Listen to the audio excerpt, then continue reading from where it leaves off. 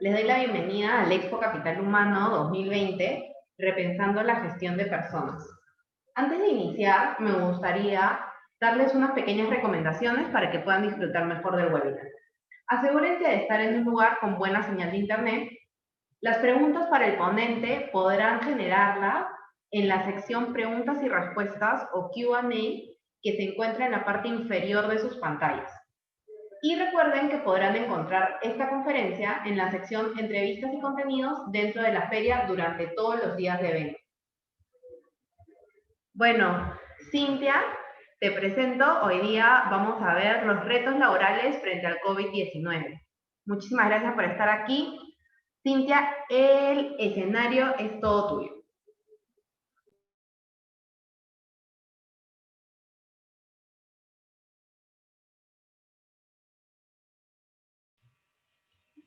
Muy buenas tardes con todos. Un gusto estar con ustedes el día de hoy.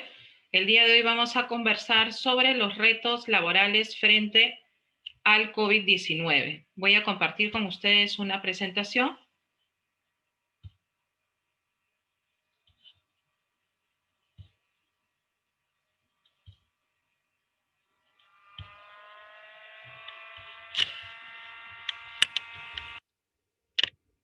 Como ustedes saben, el gobierno peruano en el mes de marzo dispone que han existido muchos cambios en nuestras vidas por el entorno social y laboral que ha llevado el COVID-19 y los cuales se han visto seriamente afectados, y en ese sentido las empresas no han sido ajenas a esta situación, puesto que sus actividades se han visto paralizadas total o parcialmente, ello producto del estado de emergencia sanitaria decretado por el gobierno peruano.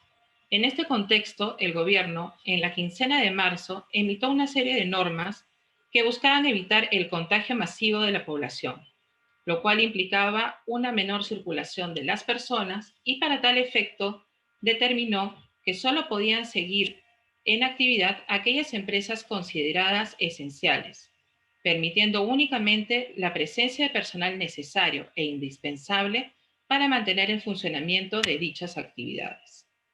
Las demás empresas no esenciales y las que no realizaban servicios complementarios tuvieron que cesar sus actividades. Ante esta situación, el gobierno dispuso como una medida orientada al mantenimiento de la relación laboral y de los ingresos las siguientes alternativas: la realización de un trabajo en forma remota, y si este no era posible por la naturaleza de las actividades desempeñadas, determinó que las empresas debían conceder una licencia con goce de haber compensable. Esta situación trajo múltiples problemas para las empresas. Por un lado, porque si bien el trabajo remoto ha pretendido ser un salvavidas, en muchos casos no era compatible con la actividad a la que se dedicaban las empresas, viéndose obligados a conceder una licencia con goce de haber, pese a haberse reducido en algunos casos sus ingresos y en otros al ser inexistentes, por lo que no era posible afrontar el pago de la planilla mensual y menos una licencia con goce, mientras que para otras empresas cuya actividad sí era compatible con el trabajo remoto, al tratarse de una forma nueva de trabajo, no lograron en un primer momento adoptarse a este esquema, ya que la falta de conocimiento, tecnología y prevención les habría jugado en contra. Es así que, para contrarrestar esta situación, el gobierno a fines de mayo publica una norma que permite a aquellas empresas que tenían una situación crítica a la suspensión perfecta de labores, figura que ya se encontraba regulada en nuestra legislación laboral, pero con otros matices. La suspensión perfecta de labores fue la nueva medida que lanzó el gobierno para que las empresas pudieran acceder a ella y paliar un poco la situación económica tan difícil y el mantenimiento de la relación laboral. Sin embargo, para poder acceder a esta suspensión, se dispusieron una serie de medidas que eran necesarias acreditar de forma previa. El primer punto es que hayan tomado medidas previas alternativas negociadas con los trabajadores, y en segundo lugar, que las empresas cumplan con un ratio previsto, el cual debía reflejar la crítica situación económica en la cual se encuentra la empresa. Dicho ratio buscaba comparar los valores obtenidos en el año 2019 versus los valores del año 2020. para lo cual las empresas debían dividir el valor de los ingresos entre los gastos de los trabajadores de la nómina, obteniendo luego de dicha comparación una diferencia porcentual sustancial que refleje la afectación económica que la empresa invoca. Por lo tanto, si bien la suspensión perfecta pretendió ser la solución que muchas empresas necesitaban, en la realidad no fue así, ya que este contexto, el propio Estado, no contaba con los mecanismos suficientes para poder realizar este proceso virtualmente de forma idónea, por lo que en un inicio surgieron múltiples problemas. Para el ingreso a la plataforma del Ministerio de Trabajo, teniendo en muchos casos que hacer el ingreso por mesa de partes virtual para que la misma entidad, por la imposibilidad de acceder adecuadamente a la plataforma o contactarse con el área de soporte del Ministerio de Trabajo para buscar una solución a los problemas técnicos de la propia página. Estos problemas se han ido superando en cierta medida, ya que a pesar del tiempo transcurrido, aún persisten otros que hacen de esta opción una alternativa complicada. Además del hecho de que pese a la coyuntura tan difícil para todos, en su gran mayoría, las suspensiones perfectas presentadas por diferentes empresas fueron rechazadas por diversos motivos. Por ejemplo, podemos citar el no haber acreditado fehacientemente la negociación de medios previos o alternativos con los trabajadores, o la no subsanación de medidas de requerimiento por parte del inspector de trabajo, las mismas que en muchos casos ni siquiera fueron notificadas y de las cuales se tomó conocimiento recién con la resolución que deniega la suspensión, la misma que en ese momento recién acompañaba el informe de resultados que le daba sustento, cuando debió darse a conocer antes de la resolución de primera instancia.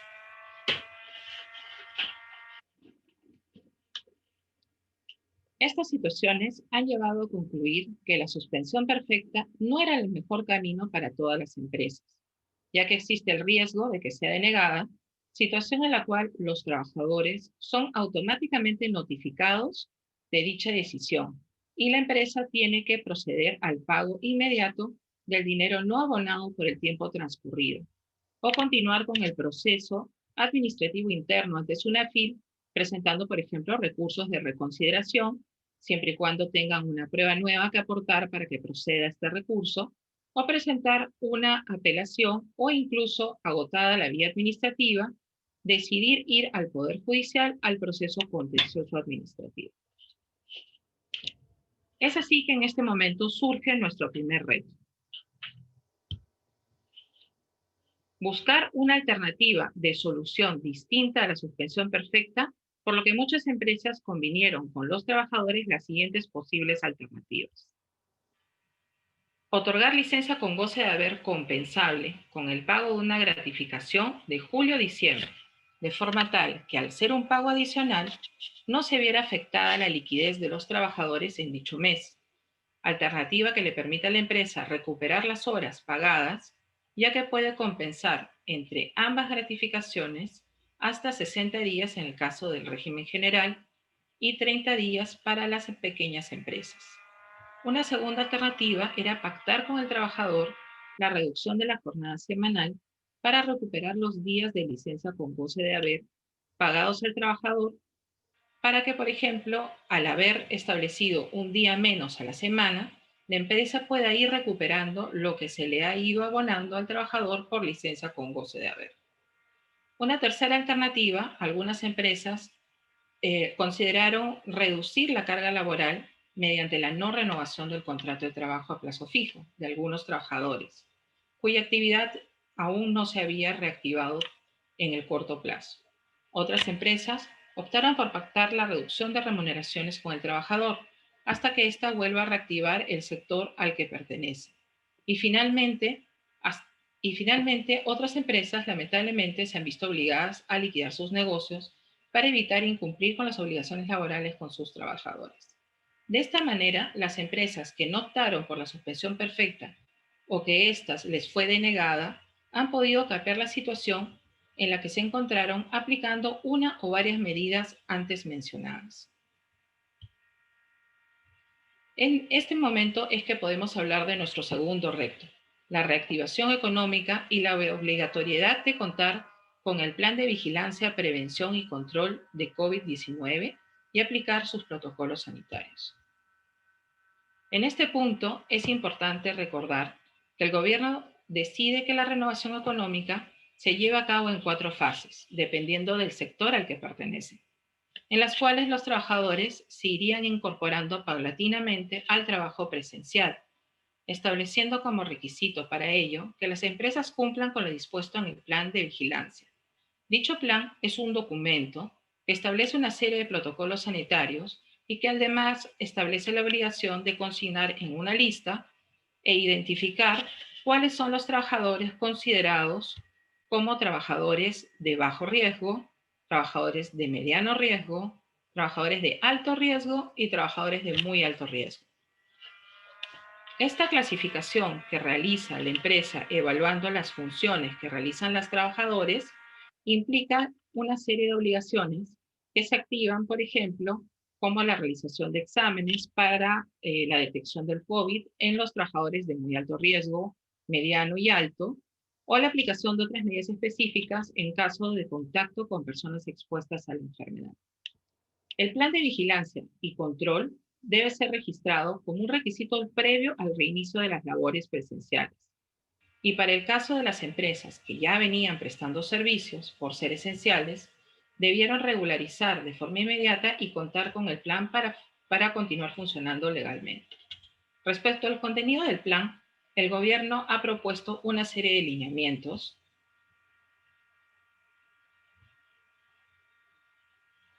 que buscan evitar el contagio masivo de los trabajadores respecto del COVID-19, por lo que las empresas han tenido que invertir en la implementación de todos los protocolos establecidos como desinfección de ambientes, limpieza de manos, control de temperatura, entre otros, y aparte de ello han tenido que reestructurar en muchos casos la infraestructura para poder cumplir con el aforo determinado, ya que la distancia social permitida entre los trabajadores es de 1,5 metros entre cada persona.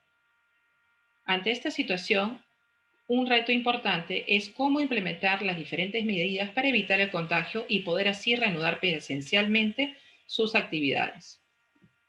Consideramos las siguientes alternativas. Es posible establecer trabajo por turnos, por días, de forma tal que ciertos trabajadores van a laborar un número de días a la semana y pueden ser incluso identificados con un pase y con ello evitar que otros días que no están autorizados ingresen a trabajar. Y así respetar el aforo y los demás días realizar trabajo remoto. Otra alternativa es implementar protocolos de control de temperatura al ingreso y salida del centro de trabajo, acentuar los procesos de desinfección de calzado y de manos y promover el lavado de manos para evitar el contagio. Todas estas medidas en miras a evitar que los trabajadores al interior del centro de trabajo puedan propagar el virus y también puedan evitar el contagio. Establecer también turnos en el comedor y que el personal de limpieza cumpla con desinfectarlos después de su uso. Flexibilizar la asistencia al trabajo con ropa más cómoda, menos formal, de forma tal que el trabajador pueda hacer un cambio diario de su vestimenta. Restringir el uso de los ascensores a trabajadores que laboran en los pisos más elevados, respetando el distanciamiento social.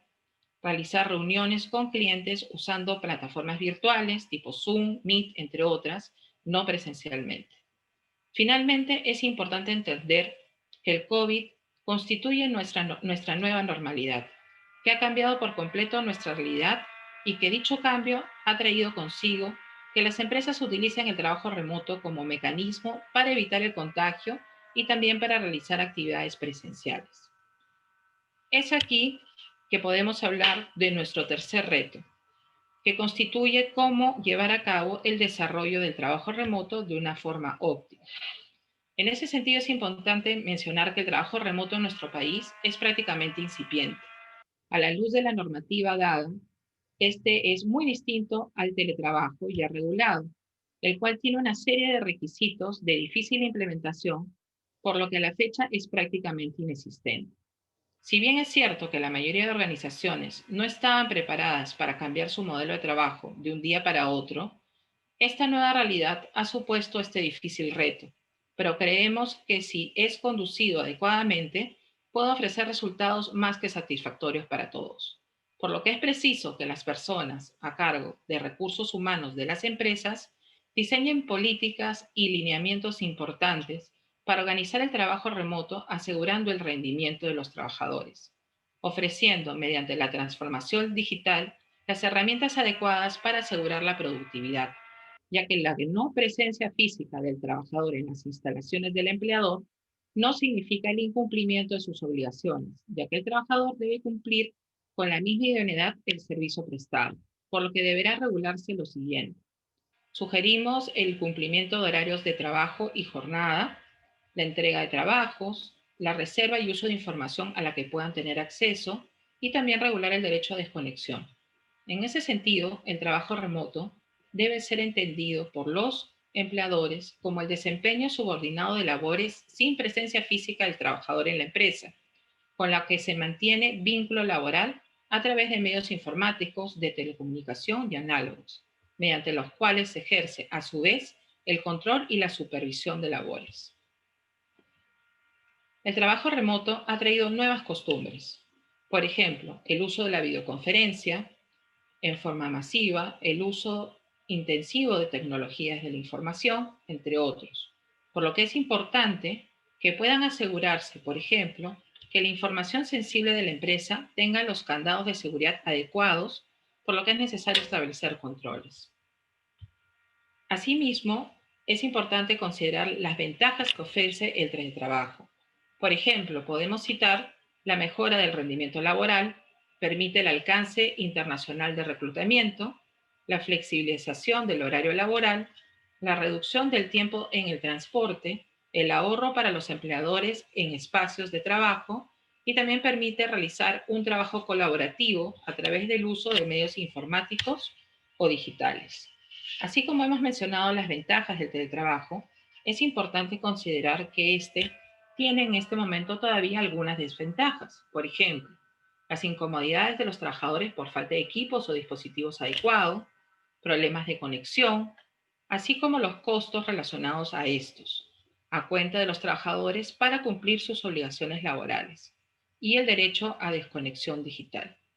Finalmente, el trabajo remoto consideramos que ha llegado para quedarse, por lo que será necesario un mayor desarrollo normativo al respecto por parte del Estado, que permita garantizar que aquellos trabajadores que voluntariamente aceptan esta modalidad no sufran una merma de sus ingresos o de sus derechos laborales, precisando los tiempos máximos de trabajo y mínimos de descanso y que la empresa compensará los gastos derivados.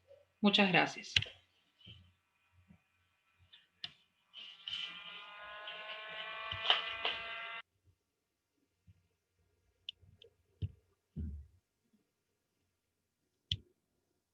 Muchas gracias, Cintia, por la exposición. En verdad, muchísima información que procesar. Creo que tenemos algunas preguntas.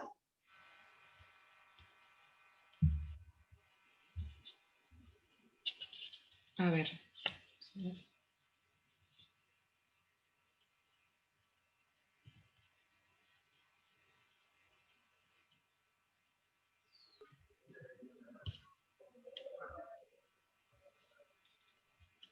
¿Se escucha ahí? ¿Sí? Sí, Tenemos se escucha una perfecto. Tenemos una consulta respecto de los beneficios sociales en la época en la que el trabajador se encuentra en suspensión perfecta. Al no ser días efectivamente elaborados, no se contabilizan para el cálculo.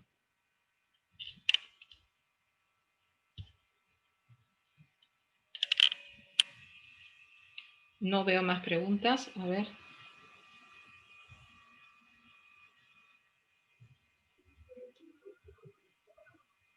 Sí, ahorita te están apareciendo más. Sí, justo acá. A ver, permíteme un momento. No te preocupes.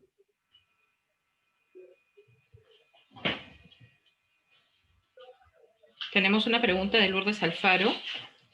La forma de manejar el control del trabajo remoto puede hacerse de varias formas. Se puede hacer una adenda al contrato de trabajo o mandar una política para que el trabajador tenga en cuenta cómo es que se va a realizar la fiscalización, el tiempo de trabajo diario, el envío de los entregables, si es que se van a considerar trabajos después de la hora fijada como sobretiempo, ¿no?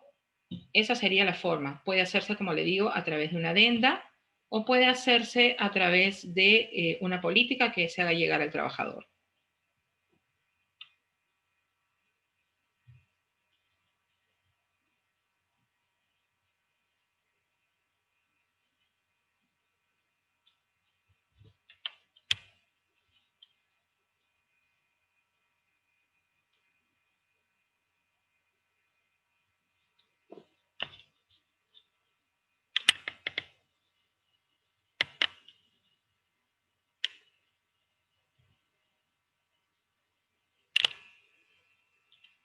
La pregunta de Roger Chávez, tenemos si es factible un acuerdo con el trabajador sobre el periodo de vacaciones.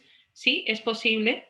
Se puede compensar el tiempo entregado al trabajador como licencia con goce de haber con vacaciones, ya sean pendientes, vencidas o futuras.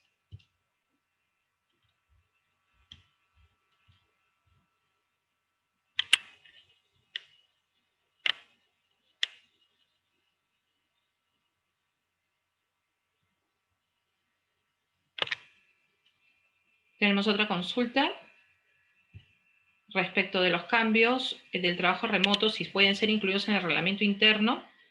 Podrían incluirse en el reglamento interno si es que la empresa considera que va a utilizar esta medida a futuro. Pensamos que va a ser una modalidad de trabajo constante que se ha permitido ahora con esta nueva situación en la que nos encontramos y podrían incluirlo en el reglamento interno o a través de una adenda.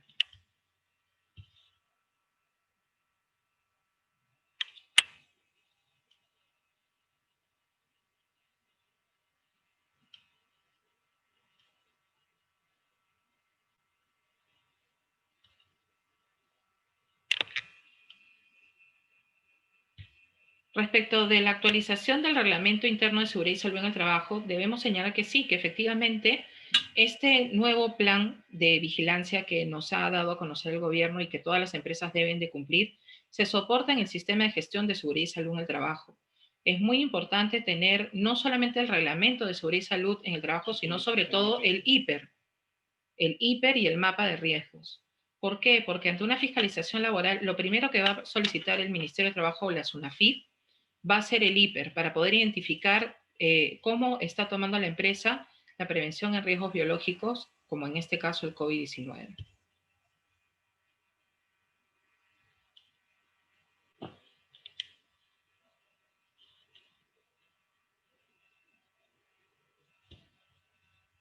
Es totalmente válido, de acuerdo a la pregunta acá indicada, sobre realizar una serie de entregables para el trabajo remoto. Definitivamente es conveniente que la persona que va a realizar trabajo remoto tenga en claro cómo va a ser las respuestas y la entrega de los trabajos que le solicitan. Es importante ponerle fecha de entrega y la forma en la cual debe ser entregado.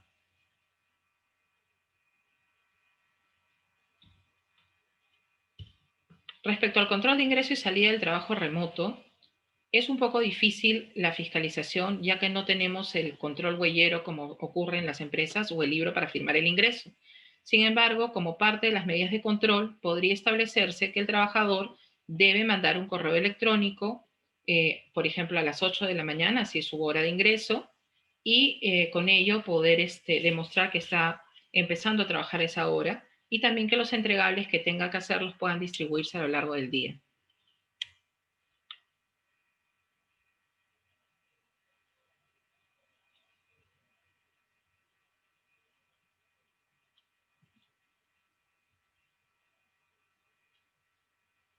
Como hemos señalado, la licencia con goce de haber puede compensarse de muchas formas. Puede hacerse a través de gratificaciones de julio y diciembre, puede hacerse también a través de las vacaciones, puede dejarse de elaborar un día a la semana modificando el número de días de la jornada y que ese día sirva para compensar los días de pago de licencia con goce de haber que se han ido efectuando.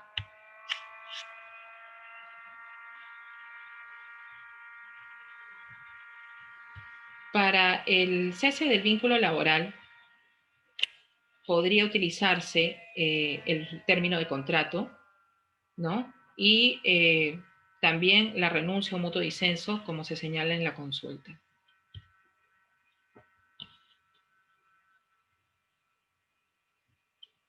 Tenemos otra consulta sobre las reuniones de coordinación fuera del horario de trabajo remoto. Definitivamente sí constituyen una hora extra, salvo que la empresa haya pactado que esta hora extra que se genera no va a ser remunerada, sino compensada.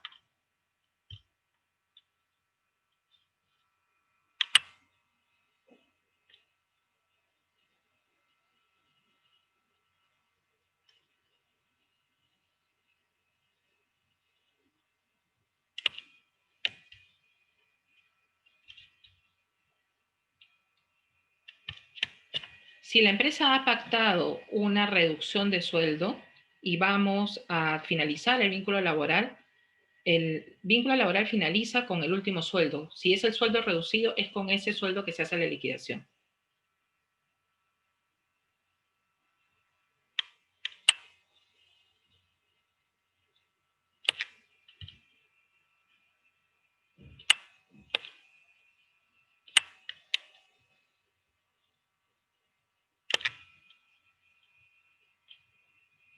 Para el involucramiento de trabajadores operativos en el uso de la tecnología, es posible que la empresa pueda realizar capacitaciones para que el trabajador tenga un mejor contacto, una mejor aproximación al uso de las herramientas que requiera para poder prestar su trabajo.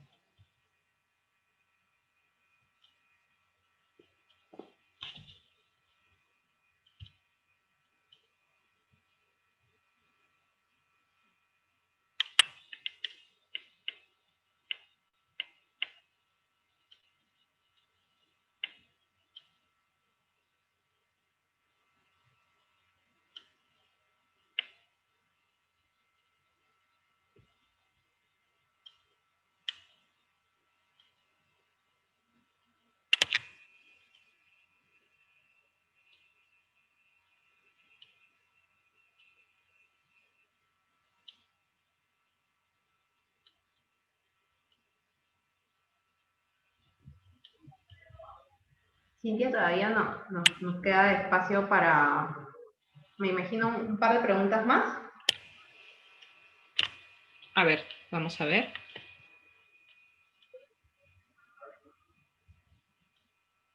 Respecto de asumir los costos que pudiera generar el realizar trabajo remoto en casa, efectivamente podría pactarse con el trabajador el recupero de una parte del gasto de luz que pueda tener o del costo del Internet. Esto no está establecido en porcentaje alguno, la norma ha dejado una liberalidad en ese sentido y tendría que ser una propuesta efectuada por la empresa para que pueda asumirse el porcentaje que se acuerde respecto de los gastos irrogados por este tipo de servicio.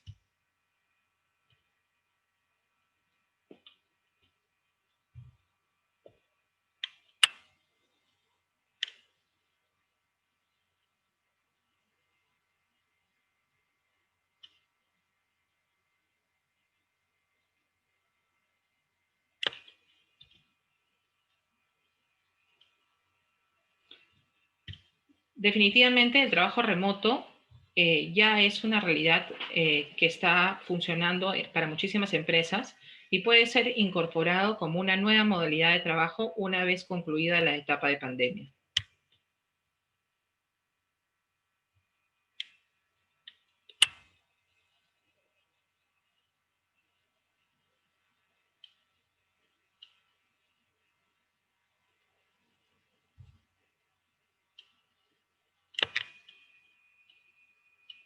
Cuando el trabajador renuncia y no llega a compensar las horas pagadas por licencia con goce de haber, estas pueden ser descontadas de su liquidación de beneficios sociales. Sin embargo, de todas maneras consideramos que sería prudente que lo contemplaran en el acuerdo que se firme, ¿no?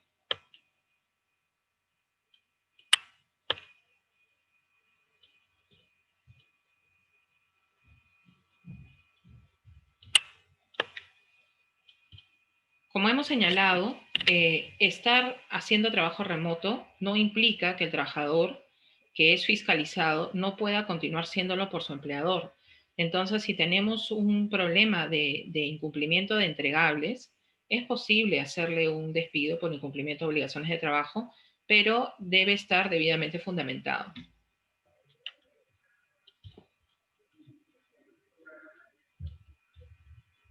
Perfecto, Cintia. Yo creo que una última pregunta y llegamos al tiempo. Perfecto. Respecto de las capacitaciones que se realizan fuera del horario de trabajo, debemos señalar que todas las capacitaciones, en su mayoría, deberían realizarse dentro de la jornada de trabajo, porque la jornada de trabajo es el tiempo en el cual no solamente se elabora, sino el trabajador es capacitado. Si se realiza después, puede ser considerado como una hora extra.